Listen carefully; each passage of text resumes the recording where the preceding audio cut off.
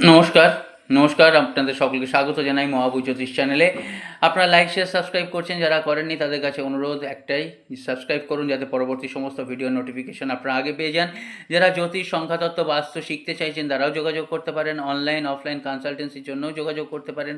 আজকে বলবো হোলির পরে হতে চলেছে পঞ্চগ্রহ যোগ, যে যোগের ফলে তিনটে রাশি জাতকরা তারা কিন্তু এই শক্তিশালী পঞ্চগ্রহ যোগের জন্য বিলাসবহুল জীবন কাটাবে এবং খুশি আসবে তাদের জীবনে। তিনটে রাশি নিশ্চয়ই বলবো, সেটা কি হয়েছে না, মীন রাশির ক্ষেত্রে কিন্তু রাহু বুধ শুক্র আছে।